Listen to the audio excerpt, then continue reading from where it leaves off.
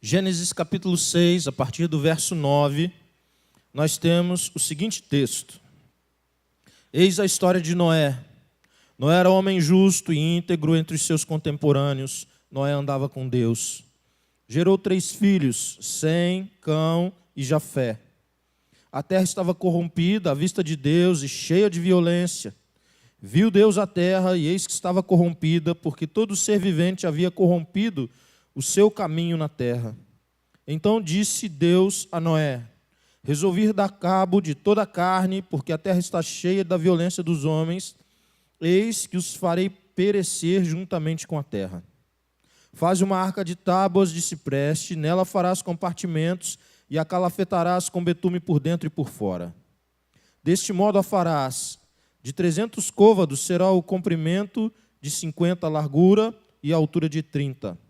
Farás ao seu redor uma abertura de 1 côvado de alto, a porta da arca colocarás lateralmente, farás pavimentos na arca, um embaixo, um segundo e um terceiro. Porque eu estou para derramar águas em dilúvio sobre a terra, para consumir toda a carne em que há fôlego de vida debaixo dos céus. Tudo que há na terra perecerá. Contigo, porém, estabelecerei a minha aliança. Entrarás na arca, tu e teus filhos, e tua mulher, e as mulheres de teus filhos. De tudo que vive, de toda a carne, 2 de cada espécie, macho e fêmea, farás entrar na arca para os conservares vivos contigo. Das aves, segundo a sua espécie, do gado, segundo as suas espécies, de todo o réptil da terra, segundo as suas espécies, 2 de cada espécie virão a ti, para os conservares em vida. Leva contigo de tudo o que se come, ajuntam contigo, ser-te-á para alimento a ti e a eles. Assim fez Noé, consoante a tudo o que Deus lhe ordenara.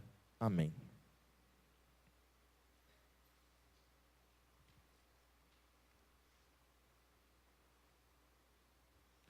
Amados, algo me chama a atenção nesse texto, que é a capacidade de destruição do homem. Como que o homem consegue destruir? Nós temos lá em Gênesis, no capítulo 1, e nós lemos Gênesis 6, irmãos. No capítulo 1 nós temos a descrição da criação de Deus. Tudo era bom, tudo era perfeito, tudo estava em harmonia, em equilíbrio. Toda a obra de Deus que havia sido criada e o relacionamento do homem que habitava a terra, o relacionamento dele com Deus estava em paz, em harmonia, em equilíbrio, era bênção. Mas já no capítulo 6 de Gênesis, Deus levanta um homem, Noé e sua família, para salvá-los de um ato de justiça de Deus, de uma intervenção de Deus, que foi o dilúvio. Por conta do quê? Da condição da sociedade, da condição do homem, do modo como os homens haviam se constituído sobre a terra. O texto fala de uma violência profunda, terrível. O texto fala que isso chega até Deus, e Deus então vai agir derramando água sobre a terra. Mas não era o fim. O plano de Deus de restaurar, o plano de Deus de religar o homem a si mesmo, o plano de Deus de salvar, permanece intacto através da vida de um homem que creu, Noé. E creu em algo difícil de se crer, mas ele não apenas creu, mas ele obedeceu. E ele construiu, não uma arca, mas uma história com Deus. E a partir desse relato, desse relacionamento entre Noé e Deus, eu e você, a nossa geração, pode encontrar um Salvador, que é Cristo Jesus. Esse juízo parcial de Deus nos serve de alerta, de que Ele é Senhor de todas as coisas, de que Ele tem poder sobre todas as coisas, de que Ele é a autoridade final, e um dia nós estaremos diante dEle. O cântico que nós cantamos de forma tão bonita, Maranata, ora vem Senhor Jesus, aponta para essa realidade. O momento em que o Senhor Jesus retorna, porque Ele vivo está, e nós cantamos isso aqui. Porque Ele está vivo, Ele retorna. E retorna em que condição? Na condição de juiz sobre as nossas vidas.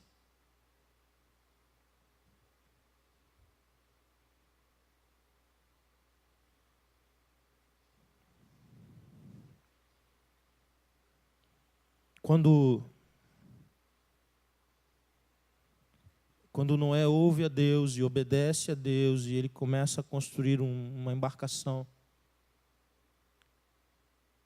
não havia quem cresce junto com ele. Não haviam companheiros na jornada. Não havia uma comunidade junto que caminhasse ao lado e que pudesse lhe dar a mão no momento da dificuldade, que pudesse lhe encorajar no momento do cansaço. A construção de Noé é uma construção difícil, solitária, desafiadora. E eu quero aprender um pouco com tudo que envolve isso juntamente com você, destacando algumas coisas nesse texto. Em primeiro lugar, irmãos, pecado é coisa séria. Pecado mata. Nós temos visto uma frase, tem se tornado infelizmente cada vez mais comum nos noticiários ou nos comentários nos noticiários: corrupção mata. Aquele dinheiro que foi desviado alimentaria crianças. Aquele dinheiro que foi desviado poderia oferecer saneamento básico. As pessoas estão vivendo em meio aos excrementos, em meio ao xixi, ao cocô, porque alguém desviou o dinheiro. Alguém deixou de receber uma alimentação. Alguém ficou comendo o que não deveria comer numa escola, ou não comeu nada, porque a corrupção mata.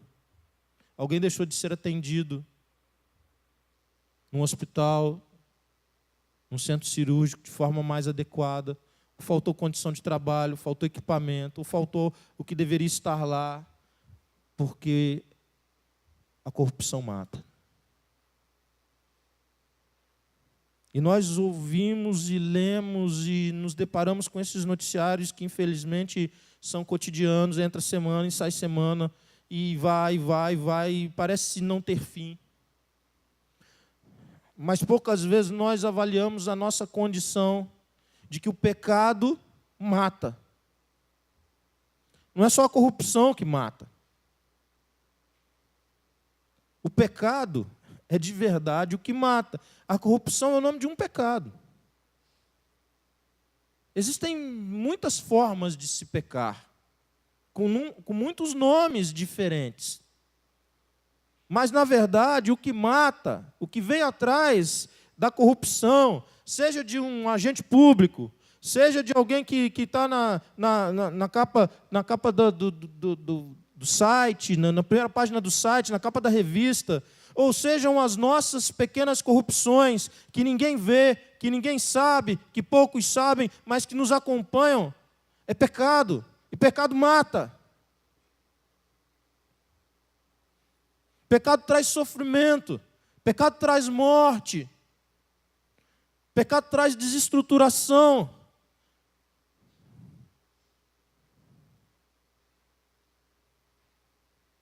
Pecado traz maldição. Pecado é coisa séria. Pecado é tão sério que a gente deve ter muita prudência para dizer o que é pecado. Porque quando eu digo que algo é pecado, eu preciso ter tanta consciência disso, porque eu estou dizendo que aquilo separa alguém de Deus. O que nos separa de Deus? Não é o pecado? É o pecado que nos separa de Deus. Então a gente precisa ter bastante sensatez, serenidade, prudência e avaliar biblicamente aquilo que nós entendemos como pecado. Porque quando nós dizemos que alguma coisa é pecado, necessariamente nós estamos dizendo que aquela atitude, que aquele sentimento, pensamento, aquele comportamento, que aquilo separa a pessoa de Deus. E se ela morre nessa condição, ela está separada de Deus eternamente. Se ela morre sem Jesus, ela está separada de Deus eternamente. Porque pecado mata, destrói. Mas Deus reage a isso. Essa é uma segunda consideração que eu quero fazer. Deus não fica vendo o circo pegar fogo sem fazer intervenções. Ele havia feito outras antes. Qual foi a primeira intervenção de Deus diante do pecado?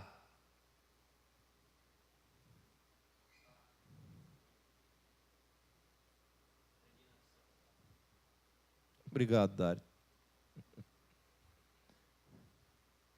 Deus vem para resgatar, perdoar. Quando o homem peca, Deus continua vindo ao encontro com ele. Lembram do texto? O homem se encontrava com Deus, pensa que coisa linda. Jardim de Deus. Deus vem ao encontro. Coisa gostosa, intimidade, verdade, bênção. Pensa que coisa linda. E o homem pecou, o homem desobedeceu. E Deus sabia de tudo isso. E Deus diz, deu, para mim chega. Fiz tudo tão lindo, tudo tão bonito. E esse mané vai e cai no conto da serpente. Foi isso? Não foi isso. O que acontece, na verdade, é que Deus continua vindo ao encontro porque Ele ama o pecador. Deus não abre mão da sua vida porque você pecou. Deus não abre mão da sua vida. Não é porque Ele não conheça algum pecado ou algum comportamento inadequado ou alguma coisa que você tem mantido em sua vida, algum relacionamento que você tem mantido em sua vida que é inadequado e que te conduz para a morte. Deus continua vindo ao seu encontro e Deus tem propósito na sua vida e Deus quer restaurar você independentemente do que você tenha feito ou do que você esteja fazendo. Deus não abre mão da sua vida. Não são poucas as pessoas, irmãos. Quando eu converso com elas, e elas olham para si mesmas e dizendo, eu sou um caso perdido, eu não tenho jeito, Deus não quer mais nada comigo. Porque eu fiz isso, aquilo, ou eu estou nessa condição. E muitos são conhecedores da Bíblia, conhecedores do Evangelho.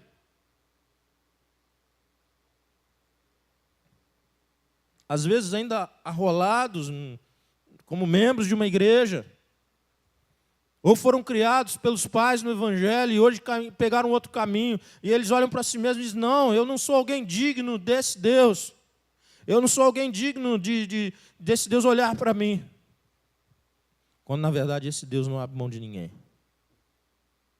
Esse Deus vem ao encontro e continua a vir ao encontro, e Ele vai fazer a parte dele para encontrar-se com você. Qual que é a reação do homem? Lá em Gênesis capítulo 1. Distância de Deus, quer correr de Deus, quer vazar. Mas como é que foge de Deus? Como é que corre de Deus? Como é que se esconde de Deus? Como é que vaza? Não vaza. Não vaza de jeito nenhum. Mas o homem trata Deus agora de um jeito diferente. Deus poderia vir, ficar olhando para o homem, ficar só olhando bem nos olhos do homem, um jeitão furioso, tipo assim, a sua mulher de vez em quando faz com você, assim, ela não fala nada, mas aquele silêncio, só o jeito que ela te olha dava para abrir um BO por ameaça na delegacia, assim, só o olhar, assim, sabe? Dava para abrir um boletim de ocorrência por ameaça. Deus não fez isso com o homem. Deus vem ao encontro e chama o homem à sua presença. Irmãos, esse Deus reage com graça, esse Deus reage com misericórdia, e a intervenção que Deus faz por ocasião do dilúvio. Manifesta juízo? Manifesta. Certeza. Ele tem todo o poder em suas mãos. Não há nada que você possa dizer, mas ele não pode fazer isso, ele pode. Mas ele vai fazer se ele quiser. Não, mas não tem não, nem mais. Ele criou todas as coisas, Ele sustenta todas as coisas. Tudo que existe, existe por causa dEle. E Ele não precisa de nenhum conselho nosso para fazer o que tiver que fazer. Ele não precisa dar nenhuma satisfação a mim ou a você para fazer o que quiser fazer, porque simplesmente Ele é Deus, Criador. Mas quando ele chama Noé, e quando ele conduz Noé, e quando ele caminha com Noé, ele não está abrindo mão, ele não está apenas preservando Noé. Ele está preservando as futuras gerações, a mim e a você. Ele continua protegendo o plano eterno dele, de salvar pessoas, porque ele é Deus de graça, Deus de misericórdia, ele reage desse jeito. Ele não se esqueceu da promessa, ele é fiel.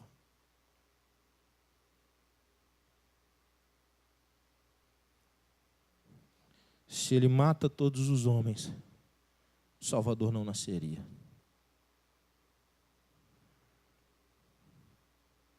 É muito interessante o propósito de Deus, amor, e como a Bíblia é linda. A história com Deus, irmãos, começa aonde? Aonde a história do homem com Deus? Falem, vamos lá, criança, jardim, aê. Forte agora, a história do homem com Deus começa no... Isso aí, começamos bem. Vocês são lindos, viu? Aí a gente lê Apocalipse, que revela uma realidade futura. Termina onde, irmãos? Quem ousa? Termina numa cidade, irmãos. A Nova Jerusalém, irmãos. É uma cidade. Começa num jardim, termina numa cidade. Toda vez que você ver uma favela, você pode ter certeza que aquilo é desvio de propósito. Quando você vê uma comunidade com tudo desorganizado, irmãos, que as pessoas não têm o básico, que as pessoas vivem amontoadas, que o esgoto corre a céu aberto, que as pessoas estão desprotegidas. Isso nunca foi propósito de Deus para ninguém. Nenhuma criança deveria crescer ali. Nenhum idoso deveria estar ali sem ser assistido, porque simplesmente não chega ajuda. Isso nunca foi propósito de Deus. O propósito de Deus começa num jardim e termina numa cidade fantástica. As ruas são de... isso vocês sabem, né? Engraçadinhos, olha, rapidinho, né? Nem pensaram duas vezes, de ouro. Aquilo que as pessoas se matam para ter aqui, será pisado. Pensa nisso. Tem gente se matando aqui. Se matando por causa de ouro. Mas a descrição da Nova Jerusalém, a cidade eterna, projeto final de Deus, as pessoas pisam, andam, caminham sobre aquilo que hoje gera morte, gera guerra, mata. Terceiro destaque que eu quero dar nessa noite, irmãos, é obediência.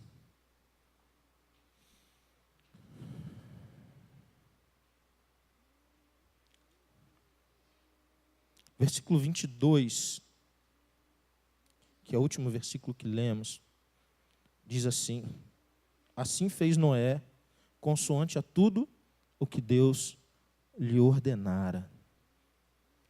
Que coisa, né? Assim fez Noé, consoante a tudo o que Deus lhe ordenara. Se nós estivéssemos lendo assim a Bíblia aleatoriamente, abríssemos nessa página e batêssemos o olho aqui assim direto nesse versículo, nós já poderíamos ficar muito felizes. Um exemplo de obediência. Mas eu gosto de olhar um pouquinho o que vem antes, que foi o primeiro versículo que eu li com vocês, que é o versículo 9. E eu quero acrescentar agora o 8. 6, 8 e 9, que diz assim: porém Noé achou graça diante do Senhor. Versículo 8. Deus olhou com graça para a vida de Noé. E o versículo 9. E eis a história de Noé, homem justo e íntegro entre os seus contemporâneos. Mas isso é marcado aqui na minha Bíblia. Noé andava com Deus. Por que ele obedeceu? Por que ele obedeceu mesmo sem ter apoio, palavras de encorajamento, alguém que elogiasse seu serviço, alguém que lhe dissesse, rapaz, está ficando legal pra caramba, hein?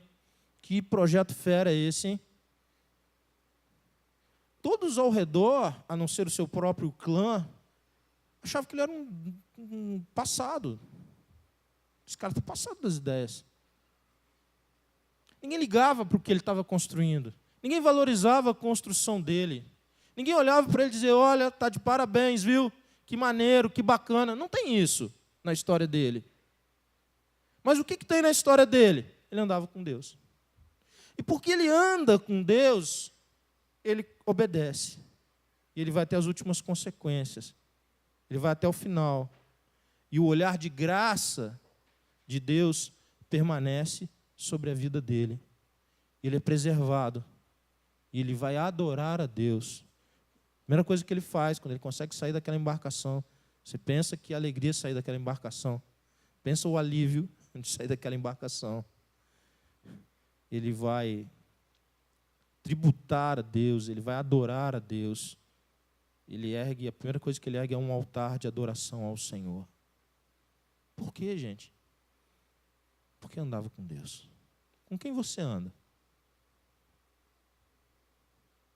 Você anda com quem? É possível alguém dizer, olhar para você, você é um homem, uma mulher que anda com Deus. Não estou dizendo se você frequenta uma igreja, eu sei que você, grande maioria aqui, frequenta a igreja, vem ao templo.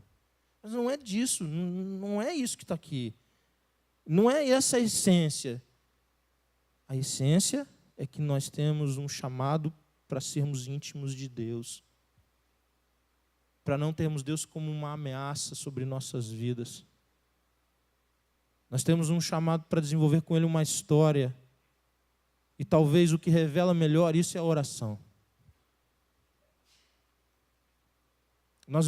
O modo como a gente vê a oração empobrece muito, porque a gente vê um momento que a gente vai sair pedindo todas as listas possíveis e imagináveis para Deus. Normalmente é o que nós fazemos. Chega com a nossa listinha, com poucas necessidades. Poucas vezes nós pedimos algo necessário mesmo, porque possivelmente do necessário você tem estado suprido.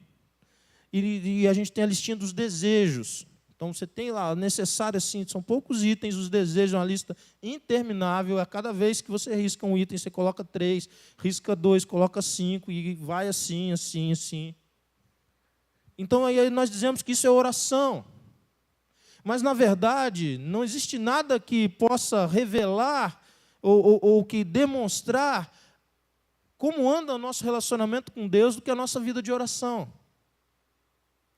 Porque no momento da oração, nós podemos muitas coisas com Deus. No momento da oração, se revela de forma assim muito clara o objetivo, o propósito e a grandeza da obra de Jesus. Porque aquele que é criador de todas as coisas, sustentador de todas as coisas, aquele que é o Rei dos reis e Senhor dos senhores, está à sua disposição para conversar contigo, para te ouvir e para te falar ao coração. Eu começo a pensar nisso. Irmãos, isso não sai da minha cabeça. Porque a gente vive num tempo de que ter tempo é duro. Você conseguir tempo com alguém é duro. Você conseguir tempo com alguém importante, pensa. Você conseguiu 15 minutos com uma autoridade, que dificuldade, não consegue nem acessá-la. Mas quando você dobra os seus joelhos, quando você se fecha no seu quarto, quando você se fecha no banheiro, Deus tem tempo para você. O celular dele não vai tocar, interrompendo aquela conversa.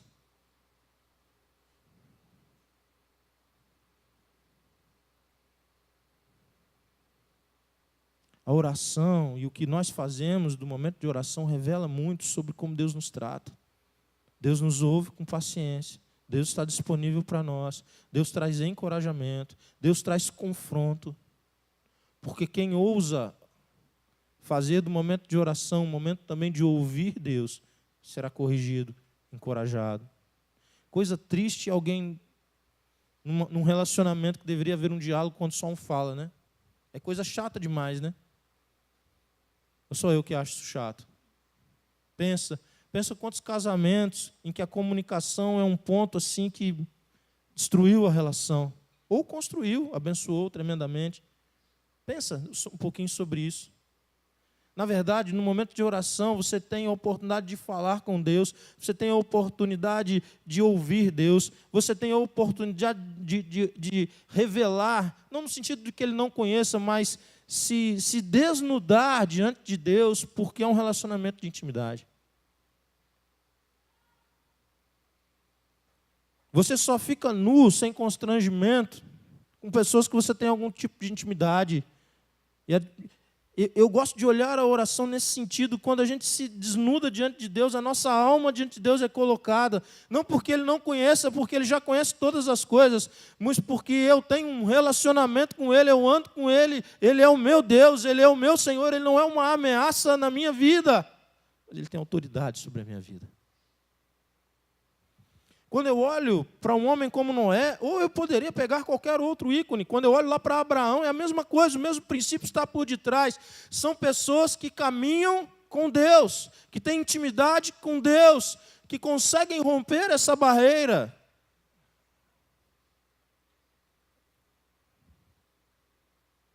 E por isso obedecem.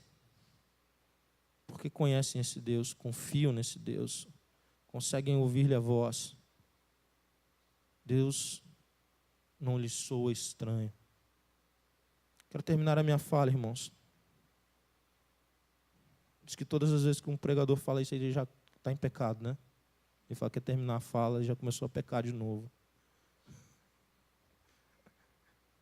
Aí ele tocou até um sininho agora para me avisar. Tim! Eu me lembrei da escola dominical antiga, né? Que tinha um sininho que fazia aquela... Tim!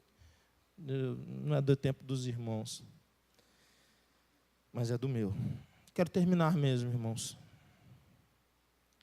O pecado mata. Obediência salva. O pecado destrói. A obediência constrói. O pecado traz maldição. A obediência é bênção para si, para quem está ao lado, para quem vem depois de você.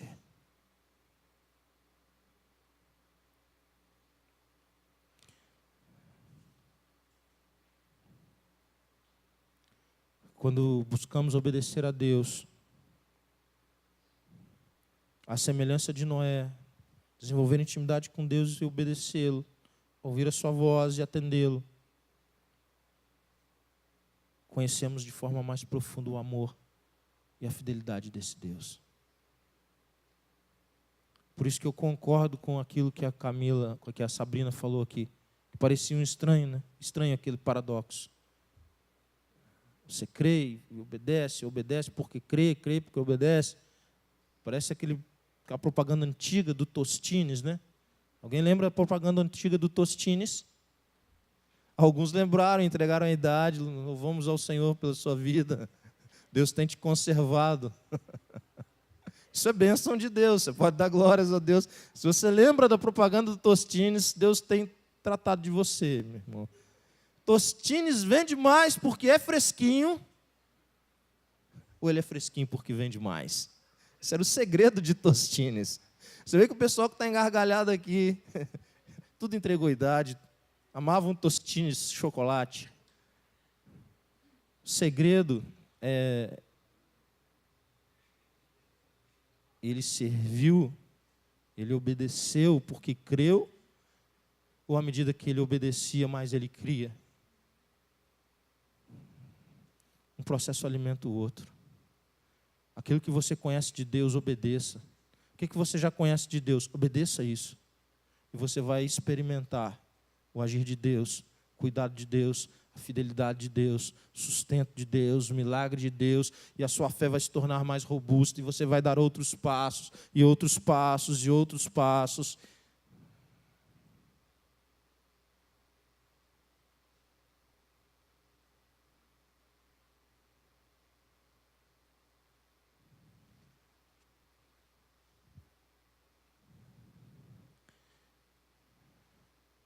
Eu quero terminar orando com você, mas antes eu quero te fazer uma única pergunta. Você de fato, você quer ter uma vida mais íntima de Deus e andar junto com Deus? Você de fato quer isso? Conhecer melhor esse Deus e obedecê-lo? Isso é o que você mais quer na sua vida? Isso é o que você mais deseja na sua vida? Feche sua cabeça, feche seus olhos.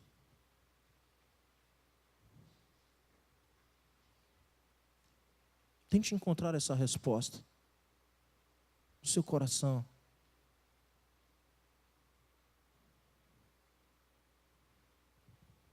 Isso parece coisa de doido, mas não é? Parecia também coisa de doido aquela situação na vida de Noé. Mas é coisa de Deus, não é coisa de doido não, é coisa de Deus para a sua vida. Coisa de Deus para você.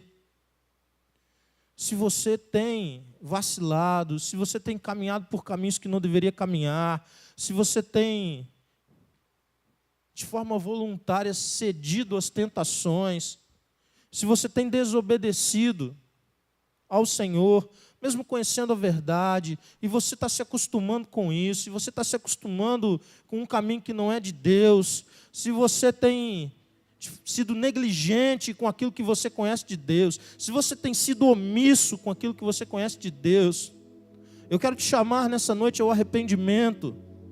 Eu quero te chamar nessa noite a você se dobrar diante de Deus, você voltar-se para o Senhor, ao Deus da sua vida.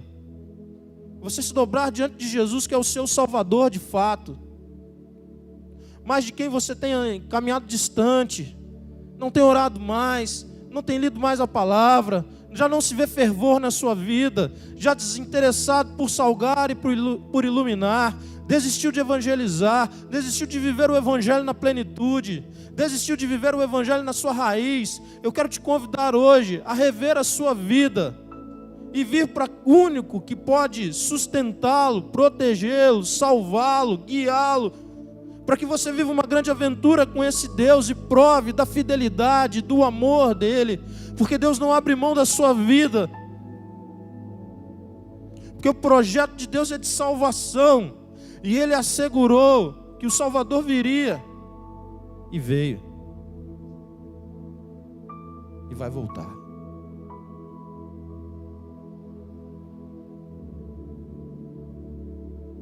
Você tem que se arrepender nessa noite.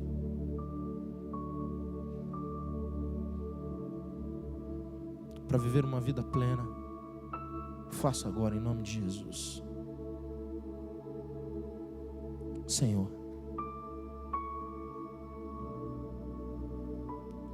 essa história de Noé é muito rica, Deus. Tantas coisas poderiam ser faladas e tantos sermões pregados. Mas o Espírito do Senhor nos dirige hoje, Deus, para avaliarmos a nossa obediência, Deus, a nossa intimidade contigo. Deus, nesse mundo tão louco, não são poucas as vezes que a gente prioriza outras coisas.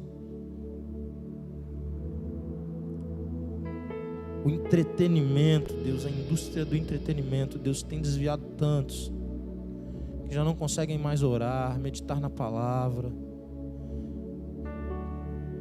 porque a mídia social não deixa, porque a televisão não deixa, porque o celular não deixa, porque o tablet não deixa, porque não sei o que não deixa. Deus,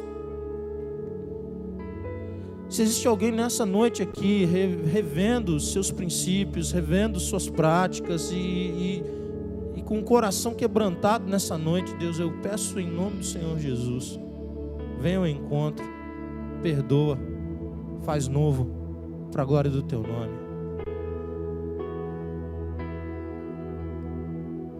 Porque o que o Senhor tem é bênção, é paz, é salvação, É uma linda história contigo. Obrigado, Deus, por teu agir em nosso meio. Obrigado pela tua palavra, guia eficaz para as nossas vidas. Obrigado pelo agir do teu Espírito. Que o amor de Deus, o nosso Pai, que a graça salvadora de Jesus e as doces consolações do Espírito Santo de Deus sejam derramadas de forma viva, rica e abundante sobre todo o teu povo. Glorificado seja o teu nome. Em nome de Jesus. Amém.